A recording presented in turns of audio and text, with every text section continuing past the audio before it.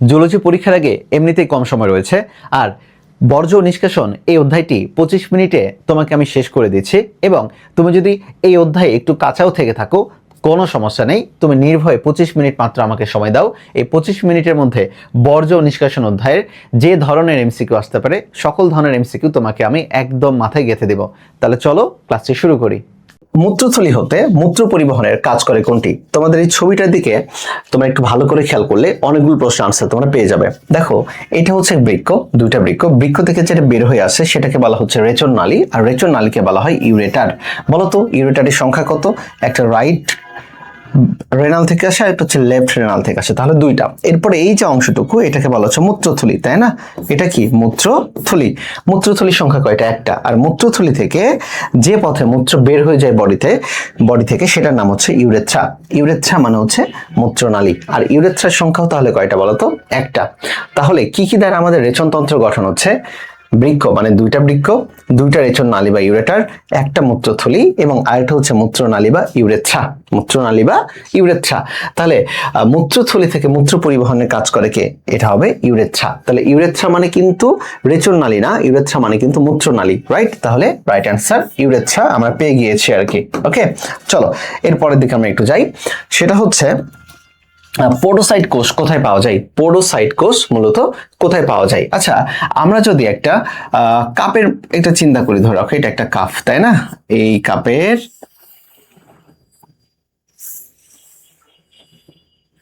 এই যে এই অংশটুকু, এই কাপটাকে ধরে রাখো, এই দিক থেকে এই দিক থেকে এই দিক থেকে আসলো।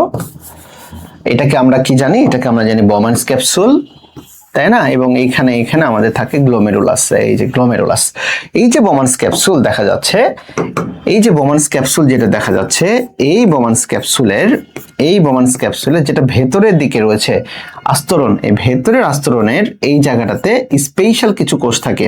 ওকে, ভেতরের দিকে এটাকেই বলা হয় পোডোসাইট কোষ। এটাকে কি বলা হয়? পোডোসাইট কোষ। কি কোষ?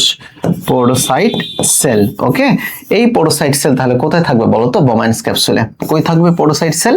বোমান্স ক্যাপসুলে। রাইট অ্যান্সার এটাতে। ওকে, চলো বোমান্স ক্যাপসুল।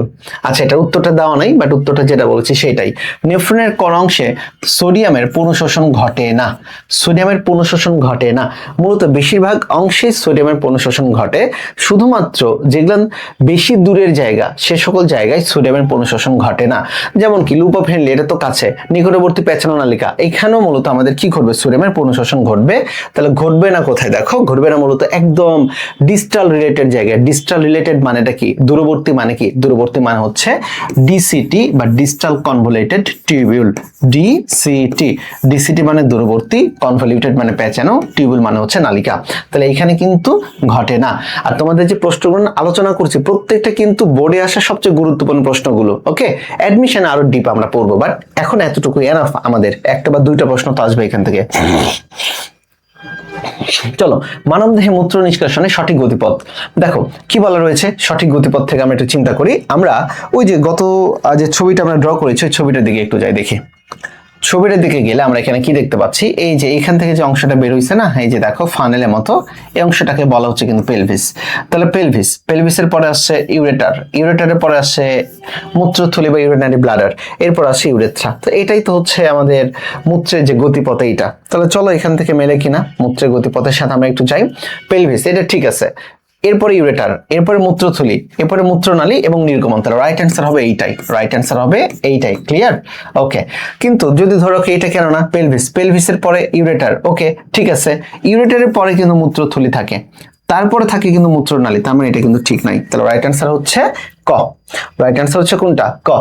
গ্লোমেরুলার ফিল্ট্রেটে কোনটি অনুপস্থিত? গ্লোমেরুলার ফিল্ট্রেট মনে রাখবা, গ্লোমেরুলার ফিল্ট্রেট যেটা, এটাকে বলা হয় প্রাথমিক মূত্র। এটাকে বলা হয় কি মূত্র? প্রাথমিক মূত্র। গ্লোমেরুলার ফিল্ট্রেটে দুইটা জিনিস কখনোই থাকে না। একটা হচ্ছে ব্লাড মানে রক্ত প্লাস প্রোটিন, রক্ত প্লাস প্রোটিন, এই দুইটা জিনিস সাধারণত গ্লোমেরুলার ফিল্ট্রেটে থাকে না, মানে কিডনি এদেরকে ছাড়তে পারে না। যদি কখনো আমাদের মূত্রের সাথে প্রোটিন চলে যায় তখন সেটা কিন্তু একটা রোগের কারণ, যদি ব্লাড চলে যায় তখন সেটা একটা রোগের কারণ। তাহলে বলো কি কি অনুপস্থিত? অনুপস্থিত হচ্ছে right answer protein. Right answer কোনটা? প্রোটিন। ইউরিয়া তো চলে যাবে বডি থেকে, আয়ন তো যাবে, সোডিয়াম পটাশিয়াম আয়ন যাবে, গ্লুকোজও চলে যায় আর কি, গ্লুকোজের আয়ন আর কি। তাহলে যাবে না কোনটা বলো? যাবে না হতেছে মূলত প্রোটিন। ওকে, চলো।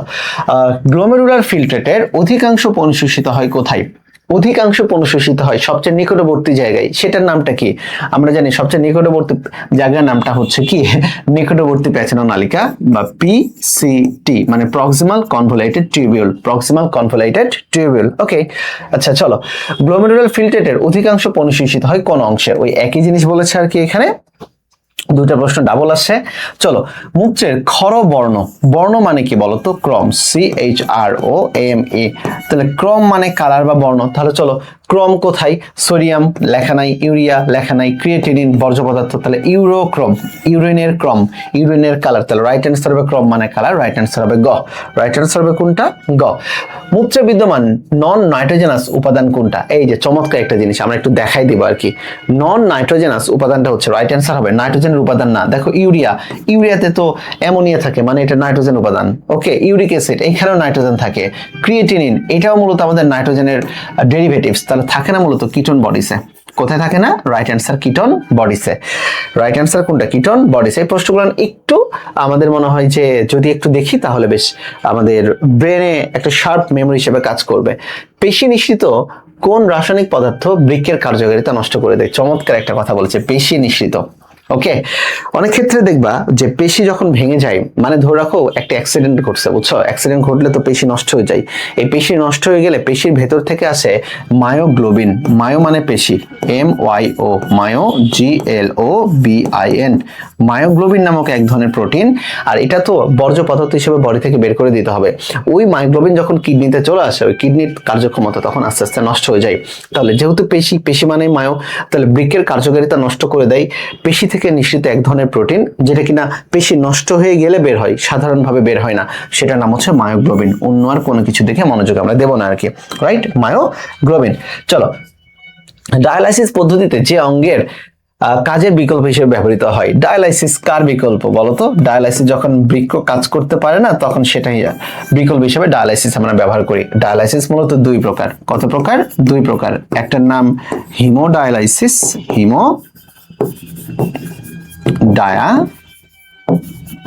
ডায়ালাইসিস। ওকে, আর আরেকটার নাম হচ্ছে peritoneal dialysis, peritoneal dialysis. Clear? বেশিরভাগ ক্ষেত্রে হিমোডায়ালাইসিসটা বেশি করা হয়। চলো যাই। আর নেফ্রনের ক্ষেত্রে কোনটি সঠিক? নেফ্রন। ওকে, এর ভিসেরাল স্তরে পরোসাইট। নেফ্রন বলতে তো টোটালি ধরে রাখো এই যে আমাদের বোমান্স ক্যাপসুল, যে এটা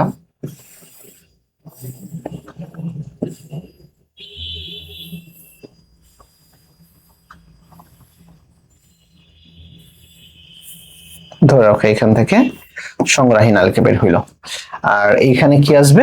এইখানে আসবে মূলত গ্লোমেরুলাস। তাহলে এই যে আমাদের বোমান্স ক্যাপসুল, বোমান্স ক্যাপসুলের ভেতরে দিকে যা আবরণ, যেটাকে বলা হয় ভিসেরাল স্তর, সেখানে থাকবে মূলত পরোসাইট কোষ। হ্যাঁ, এটা রাইট। প্যারাইটাল স্তর আইসাকের এপিথেলিয়াম দ্বারা আবৃত। এখন প্যারাইটাল স্তর কোনটা? প্যারাইটাল স্তরটা হচ্ছে মূলত এই যে বাইরের দিকে যে স্তর, এটাতে এক ধরনের স্পেশাল স্কোয়ামাস এপিথেলিয়াম থাকে। স্কোয়ামাস এপিথেলিয়াম বলতে আইসাকার। আর পেয়ালার মতো প্রসারিত অংশকে বলা হয় বোমান্স ক্যাপসুল, মানে যে দেখো পেয়ালার মতো। রাইট অ্যান্সার তিনটাই, অর্থাৎ এখানে রাইট অ্যান্সার হবে 1, 2 এবং 3। 1, 2 এবং 3। চলো, বৃক্কের ক্ষেত্রে কোনটি সঠিক? অবতল অংশকে হাইলাম বলে। অবতল অংশ কোনটা? এই যে দেখো, এটা পাঁচের মতো একটা অংশ, এই দিক থেকে যেটা পেলভিসের মতো অংশ বের হয়ে গেছে, এই অংশটাকে বলা হচ্ছে তখন হাইলাম। হাইলাম আরো একটা শব্দের ক্ষেত্রে প্রযোজ্য, সেটা হচ্ছে ফুসফুস। সেটা হচ্ছে কি? ফুসফুস। হাইলাম কিছুই না, বুঝছো? হাইলাম হতেছে একটা জাস্ট বোটার মতো, যে বোটার ভেতর দিয়ে ধমনী ঢুকবে, লসিকা বের হয়ে, ধমনী ঢুকবে, শিরা বের হয়ে আসবে। আর সমগ্র অংশটি ক্যাপসুল দ্বারা বেষ্টিত থাকে। আমরা খুব ভালো করেই জানি যে আমাদের যে নেফ্রন বা আমাদের যেটা কিডনির যে একটা আবরণ থাকে, এই আবরণের নাম হচ্ছে কি বলতো? Renal capsule. এবং দেখো কি বলা হচ্ছে, বাম বৃক্ক ডান বৃক্কের চেয়ে কিছুটা উপরে অবস্থান করে। স্বাভাবিক, কারণ এই যে দেখো ডান বৃক্কটা যকৃতের কিন্তু বেশিরভাগ বড় সাইজ থাকে ডান দিকে, এই জন্য সে নাড়িভুঁড়িকে চাপ দেয়, নাড়িভুঁড়ি আবার ডান কিডনিকে চাপ দেয়, এই জন্য ডান কিডনি কিছুটা নিচে থাকে। তাহলে কোন কিডনিটা কিছুটা উপরে থাকবে? ডান কিডনিটা কিছুটা উপরে থাকবে। তাহলে রাইট অ্যান্সার হচ্ছে 1, 2 এবং 3। 1, 2 এবং 3। ওকে, চলো আসি। দেখো এখানে একটা ছবি দেওয়া রয়েছে, এই ছবিতে কি বলা রয়েছে, পি চিহ্নিত অংশের নামটা কি ভাই? পি, পি মানে কি বোঝানো হচ্ছে বলো তো? পি মানে কিন্তু এখানে বোঝানো হচ্ছে, এই যে দেখছো রক্তের নালীগুলান, পেঁচানো নালী, রক্তের পেঁচানো নালীকে আমরা কি বলি আর কি বলো?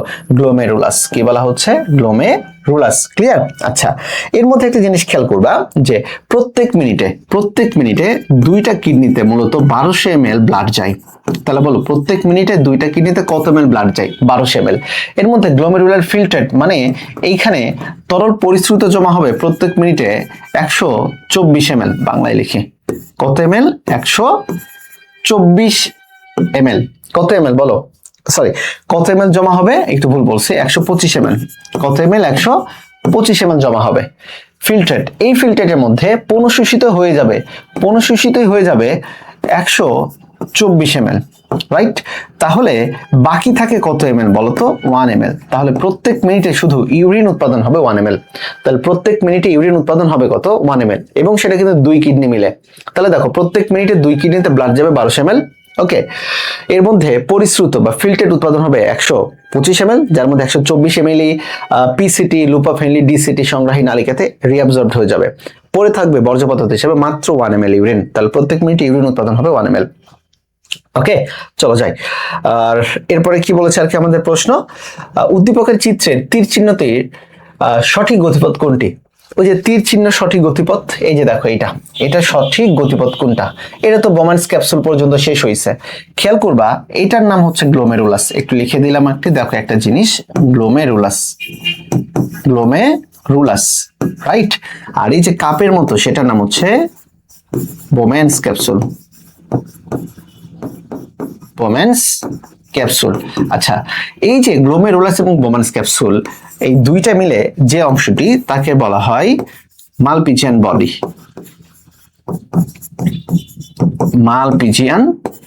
বডি। ওকে, একটা জিনিসই দেখে খেয়াল করি। ওকে, মালপিজিয়ান বডি এবং মালপিজিয়ান নালিকা। মালপিজিয়ান নালিকা থাকে কিন্তু আর্থ্রোপোডাদের রেচন অঙ্গে, আর মালপিজিয়ান বডি কিন্তু আমাদের মানুষের রেচন অঙ্গের দুইটা অংশ, গ্লোমেরুলাস এবং বোম্যান্স ক্যাপসুল মিলে মালপিজিয়ান বডি তৈরি করে। তাহলে এটা হচ্ছে মালপিজিয়ান বডি। মালপিজিয়ান বডির নিচের দিকে যেটা, তখনই তো সেটা শুরু হবে পিসিটির পরে এরকম করে লুপাফেনলি, এরপরে ডিসিটি, এরপরে যেটা আসবে সেটা হচ্ছে সংগ্রাহী নালিকা। আর সংগ্রাহী নালিকার এখানে অনেকগুলো সংগ্রাহী নালিকা মিলে তৈরি করবে ডাক্ট অব বিলিনি। আবারও বলো, কি তৈরি করবে? Duct of বিলিনি।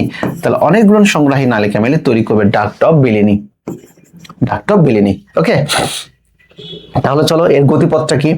গতিপথের মধ্যে আমরা একটু খেয়াল করি, ওই যে আমরা তো বোম্যান্স ক্যাপসুল থেকে বের হইছে, তাহলে বোম্যান্স ক্যাপসুলের নিচে কি থাকবে? প্রক্সিমাল পেঁচানো নালিকা। ছবির দিকে তাকাই, এটা তো বোম্যান্স ক্যাপসুল এই পর্যন্ত শেষ। তাহলে এই অংশটা কি দিয়ে শুরু? এটা হচ্ছে প্রক্সিমাল নালিকা, পিসিটি, এরপরে লুপাফেনলি, এরপরে ডিস্টাল পেঁচানো নালিকা, এরপরে সংগ্রাহী নালিকা। তাহলে রাইট অ্যান্সার হবে সি। রাইট অ্যান্সার হবে কোনটা? সি।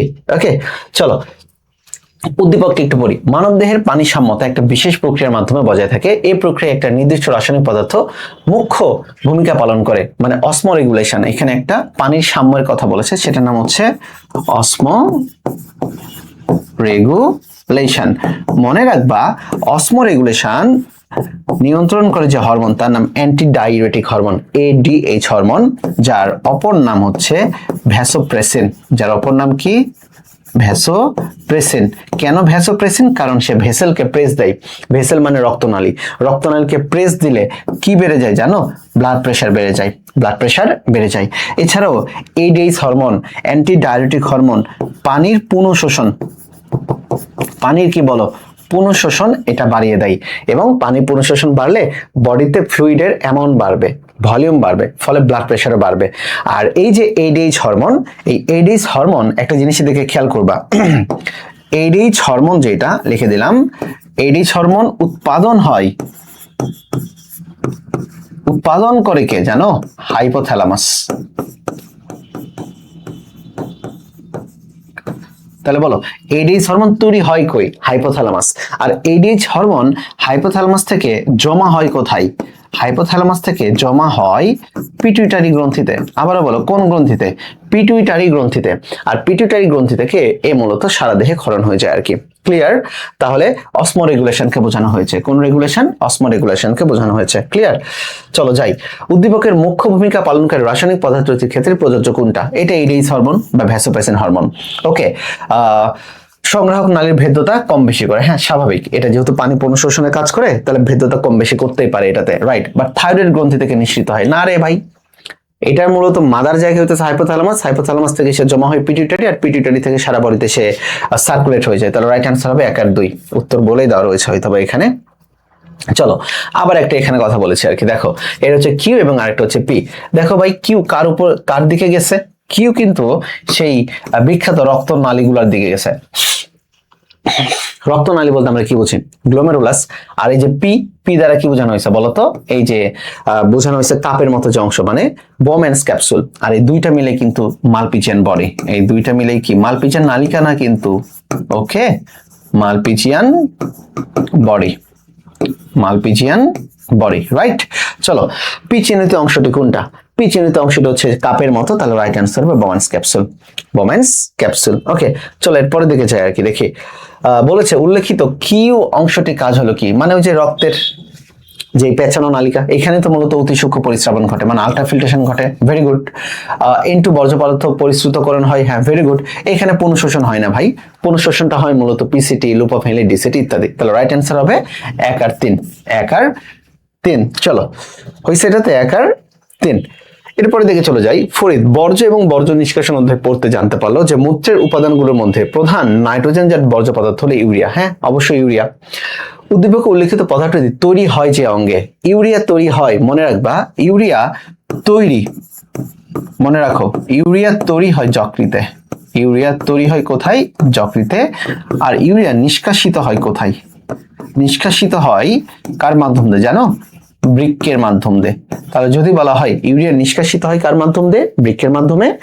আর ইউরিয়া তৈরি হয় কোথায়? যকৃতে। তাহলে রাইট অ্যান্সার হবে কোনটা? বৃক্ক, মস্তিষ্ক, যকৃৎ। শুধুমাত্র রাইট অ্যান্সার হবে যকৃৎ, তার মানে গ, রাইট অ্যান্সার গ। ওকে, চলো এরপরে আমাদের যে প্রশ্নটি, মূত্রথলি হতে মূত্র পরিবহনের কাজ করে কোনটা? অলরেডি প্রথমের দিকে আমরা এটা পড়ে ফেলেছি, সেটা হচ্ছে ইউরেথ্রা। ভাই ইউরেথ্রার বাংলা কিন্তু রেচননালী না, সেটা হচ্ছে মূত্রনালী। সেটা হচ্ছে কোনটা? মূত্রনালী। এখানে একটা তথ্য তোমাদেরকে দিয়ে রাখি, সেটা হচ্ছে মেলদের মূত্রনালী লম্বা প্রায় 18 থেকে 20 সেন্টিমিটার। ওকে, বই ভেদে আলাদা হইতে পারে। আর ফিমেলদের মূত্রনালী হচ্ছে শর্ট, সেটা হচ্ছে 3.5 থেকে 5 সেন্টিমিটার। অনেক বইয়ে দেওয়া রয়েছে 4 থেকে 5 সেন্টিমিটার। সমস্যা নাই, এটা হচ্ছে অ্যাপ্রক্সিমেট একটা ধারণা। এই জন্য যেহেতু এদের মূত্রনালীর লেন্থ অনেক কম, এই জন্য মেয়েদের ইউটিআই রোগটা বেশি হয়। ইউটিআই মানে ইউরিনারি ট্র্যাক্ট ইনফেকশন, মানে মূত্রের যে রাস্তা রয়েছে, মূত্রের রাস্তার ইনফেকশন হয় মেয়েদের বেশি আর কি এটাতে। ওকে, চলো, উল্লেখিত পদার্থ যে চক্রের মাধ্যমে উৎপাদন হয়? আমরা জানি যকৃতে একটা চক্র চলে যার নাম হচ্ছে অর্নিথিন চক্র, যেটার মাধ্যমে মূলত ইউরিয়া উৎপাদন হয়। ক্লিয়ার এতটুকু? আচ্ছা চলো, অর্নিথিন চক্রের মাধ্যমে হয়। আচ্ছা, তোমাদের এখন যে কয়েকটা জিনিস একটু দেখাবো, আমার মনে হয় বইয়ের খুবই গুরুত্বপূর্ণ কিছু জিনিস তোমাদের আমার দেখানো উচিত। সেই জিনিসটা আমি তোমাদের একটু দেখিয়ে দিই আর কি, 5-6 মিনিটের মধ্যে আর কি। এই যে দেখো, তোমাদের যারা সিকিউ নিয়ে অনেক বেশি প্যারায় রয়েছে, সিকিউ নিয়ে প্যারায় থাকতে গেলে তোমাকে এই যে এই ছবিটা অথবা এই ছবিটা, তুমি যে কোনো একটা ছবি মানবদেহের বৃক্কের অন্তর্গঠন তোমাকে ড্র করতেই হবে আর কি, বুঝছো? এটা তোমাকে লাগবে, কোনো মিস নাই ভাই, এটা তোমাকে প্র্যাকটিস করতে হবে। সৃজনশীল প্রশ্ন যদি আসে এই জায়গাটাতে, ক্লিয়ার, মাথায় যেন থাকে আর কি এটাতে। ওকে, দেখো ওই যা এখানে বলেছে মানুষের রেচনতন্ত্র, এই যে দেখানো শেষ আর কি তোমাদের প্রথমে আর কি এটাতে। আচ্ছা, এই যে দেখো ইউরেথ্রা, পুরুষদের ক্ষেত্রে দেখো 18 থেকে 19 বলা হয়েছে, আমি 20 বলছি, বই দেওয়া হচ্ছে 19, সমস্যা নেই, তুমি 18 থেকে 19 পড়ো। আর স্ত্রীদের ক্ষেত্রে ইউরেথ্রা 3.5 থেকে 4 সেন্টিমিটার, বাট আমি বলেছি কত? 3.5 থেকে 5 সেন্টিমিটার। মানে এটা তো ভ্যারিয়েবল একটা জিনিস, তো এটা নিয়ে প্যারা খেও না, বই যেটা দেওয়া রয়েছে আমরা এটাই দিব আর কি এটাতে। আচ্ছা, এরপরে এই ছবিটা তোমাদের মাস্ট বি লাগবে এই জায়গাটাতে। ওকে, এইখানে মেজর ক্যালিক্স এবং মাইনর ক্যালিক্স বলে একটা কথা থাকে। ক্যালিক্স মানে হচ্ছে শাখা, মেজর ক্যালিক্স 2 থেকে 3টা, আর মাইনর ক্যালিক্স হচ্ছে 8 থেকে 14টা। এরা সবকিছু মিলে পরবর্তীতে রেনাল পিরামিড গঠন করে। রেনাল, এই যে দেখো রেনাল পিরামিড, এটা হচ্ছে অ্যাপেক্স আর উপরে এটা হচ্ছে বেস। অ্যাপেক্স হচ্ছে নিচে, বেস হচ্ছে উপরে। এই যে দেখো পেলভিস, পেলভিস থেকে যেটা নেমে আছে সেটা মিলে ইউরেটার তৈরি করে। ইউরেটার আর ইউরেটার পরবর্তীতে মিলিত হয় কোথায়? মূত্রথলিতে। আচ্ছা, বৃক্কের কাজের মধ্যে তো অনেক কাজ রয়েছে, বাট এর মধ্যে হরমোন উৎপাদনের কাজটা একটু গুরুত্বপূর্ণ জিনিস। হরমোন উৎপাদনের ক্ষেত্রে খেয়াল করবা, বৃক্কে এরাইথ্রোপয়েটিন হরমোন তৈরি হয়। এরাইথ্রো মানে আরবিসি, মানে যেটা কিনা আমাদের লোহিত রক্তকণিকা প্রোডাকশনে সহায়তা করে। এরপরে প্রোস্টাগ্ল্যান্ডিন হরমোন এবং অ্যানজিওটেনসিন হরমোন উৎপাদন করে। এরাইথ্রোপয়েটিন এরিথ্রোসাইট উৎপাদনে উদ্দীপনা যোগায়। অ্যানজিওটেনসিন যেটা, এটা মূলত রক্তচাপ বৃদ্ধিতে সহায়তা করে। রক্তচাপ বৃদ্ধিতে কি করে? সহায়তা করে। ওকে, আচ্ছা চলো তারপরে দিকে যাই। এই যে এই ছবিটাও আমাদের একদম একটা পেইড প্রশ্ন এই ছবিটা। ওকে, অর্থাৎ সৃজনশীলের জন্য, সিকিউ এর জন্য যখন বলা হবে একটা আদর্শ নেফ্রনের চিহ্নিত চিত্র অঙ্কন করো। আদর্শ নেফ্রন কি বলা হয়েছে? আদর্শ নেফ্রনের বিভিন্ন অংশ। এই যে দেখো, এটা ঢুকলো এই জন্য এটা অ্যাফারেন্ট, যেটা বের হয়ে যাবে সেটা হচ্ছে ইফারেন্ট, রাইট? অ্যাফারেন্টের পরিধি বা বোর দেখো বড় আর ইফারেন্টের কম, যার কারণে এখানে অনেক বেশি চাপের সৃষ্টি হয়। এরপরে বোমান্স ক্যাপসুল। তো দেখো এই দুইটা মিলে যেটা তৈরি করেছিল সেটার নামে কিন্তু ছিল মালপিজিয়ান বডি। এরপরে দেখো এটা হচ্ছে পিসিটি, এটা হচ্ছে লুপোফিনলি, এই যে এটা হচ্ছে ডিসিটি এবং এটা হচ্ছে সংগ্রাহী নালিকা। সংগ্রাহী নালিকার একত্রিতকরণকে বলা হচ্ছে ডাক্ট অফ বিলিনি। ওকে, এইখানে দেখো কর্টিক্যাল নেফ্রন এবং জাক্সটামেডুলারি নেফ্রন। বেশিরভাগ নেফ্রনই হচ্ছে কর্টিক্যাল নেফ্রন, মানে কর্টেক্সে থাকে, মানে বাইরের অংশের দিকে থাকে, আর জাক্সটামেডুলারি ভেতরের দিকে থাকে এবং এটা 15%। ওকে, আচ্ছা এখানে দেখো সে অর্নিথিন চক্র। অর্নিথিন চক্রের মাধ্যমে কি উৎপাদন হয়? ইউরিয়া। কি উৎপাদন হয় বলতো? ইউরিয়া। আর অর্নিথিন চক্র চলে কোথায়? লিভারে বা যকৃতে। লিভারে বা কোথায় চলে? যকৃতে। ওকে, এখন আসো মূত্র তৈরির প্রক্রিয়া। এই মূত্র তৈরির প্রক্রিয়া এটা হচ্ছে তোমাদের ঘ নাম্বার। আবারও বলে দিলাম, মূত্র তৈরির প্রক্রিয়া এটা তোমাদের কয় নাম্বার? ঘ নাম্বার। 3টা পদ্ধতিতে মূত্র তৈরি হয় এবং এটা আবিষ্কার করেছেন বিজ্ঞানী কুশনি। তাহলে যদি বলা হয় মূত্র তৈরির পদ্ধতি আবিষ্কার করেছেন কোন বিজ্ঞানী? বিজ্ঞানী কুশনি। এবং 3টা কি কি? অতি সূক্ষ্ম পরিস্রাবন বা আল্ট্রাফিল্ট্রেশন। এটা মূলত ঘটে কোথায় জানো? আল্ট্রাফিল্ট্রেশন ঘটে গ্লোমেরুলাসে, মানে বোম্যান্স ক্যাপসুল এবং গ্লোমেরুলাসে এই যে অংশটা ঘটে থাকে সেখানে মূলত ঘটে আল্ট্রাফিল্ট্রেশন। আর আল্ট্রাফিল্ট্রেশনের প্রধান কাজ করে গ্লোমেরুলাস। ওকে, গ্লোমেরুলাস। এরপরে দিকে চলে আসি। দেখো এটা বলেছে প্রত্যেক মিনিটে 1200 ml 125 ml ফিল্টার রূপে জমা হয়, যার মধ্যে খেয়াল করো আমাদের 125 ml এর মধ্যে 124 ml পড়ে থাকে, আর প্রত্যেক মিনিটে ইউরিন উৎপাদন হয় কত ml? 1 ml। চলো 2 নাম্বার, টিউবুলার পুনঃশোষণ বা নির্বাচনমূলক পুনঃশোষণ। মানে এই যে দেখো পিসিটি, ডিসিটি, লুপোফেনলি ইত্যাদি ইত্যাদি কি কি শোষণ করবে? স্পেশালি পিসিটি তো একদম সোডিয়াম, পটাশিয়াম, ক্লোরাইড আয়ন শোষণ করবে। লুপোফেনলি মূলত শোষণ করবে, মানে পুনঃশোষণ করবে হচ্ছে পানি। আর ডিসিটি এটাও মূলত দেখো সোডিয়াম, পটাশিয়াম, বাইকার্বনেট এবং পানি ইত্যাদিকে পুনঃশোষণ করবে আর কি, পুনঃশোষণ করবে। আরেকটাতে দেখো লেখা রয়েছে সেটা হচ্ছে সংগ্রাহী নালিকা। আচ্ছা, টিউবুলার ক্ষরণ বা সক্রিয় ক্ষরণ। কিছু কিছু ক্ষরণ করবে। ক্ষরণের মধ্যে বর্জ্য পদার্থ যেমন কি নাইট্রোজেনজাত বর্জ্য পদার্থের মধ্যে ইউরিয়া এবং ইউরিক অ্যাসিড ইত্যাদি ক্ষরণ করে এরা মূত্রের সাথে মিশে ওই যে মূত্র রূপে বডি থেকে বের হয়ে যাবে। এটা লাগবেই ভাই তোমাদের, কোনো কথা নেই আর কি। মূত্রের মধ্যে আমরা জানি সাধারণত আমরা প্রত্যেক দিন ইউরিন ত্যাগ করি 1500 ml। যদি এর থেকে বেশি হয়ে যায়, বেশি বলতে গ্রেটার দেন 2500 ml হয়ে যায়, তখন সেটাকে বলা হবে পলিইউরিয়া। পলি মানে বেশি, তাহলে পলিইউরিয়াতে আমাদের ইউরিনের পরিমাণ 2.5 লিটারের বেশি। এরপরে দেখো অলিগো মানে কম। যদি কোনো ব্যক্তির প্রস্রাব 400 ml এর কম হয় তখন সেটা অলিগো। আর অ্যানিউরিয়া মানে মানে না, মানে তার কোনো ইউরিনই উৎপাদন হবে না, মানে কি 100 ml এরও কম, 100 ml এরও কম। ক্লিয়ার? মনে যেন থাকে। এখন দেখো সেটা হচ্ছে আমাদের কিছু কিছু পদার্থ রয়েছে যেগুলো খেলে আমাদের মূত্রের উৎপাদনের হার বেড়ে যায়, যেমন চা, পানি, লবণাক্ত পানি এবং কফি।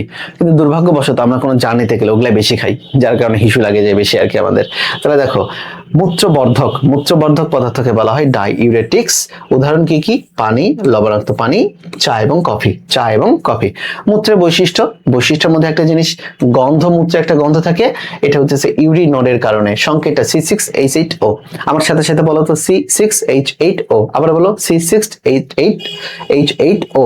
আর কালারের জন্য দেখো, কালারের জন্য যে ইউরোক্রম, এটা একটু মনে রাখতে হবে আর কি। এই ছকটা দিকে আসো। এই ছকটা হয়তো একাডেমিকে আসে নাই খুব বেশি একটা, বাট অ্যাডমিশনের জন্য খুবই গুরুত্বপূর্ণ।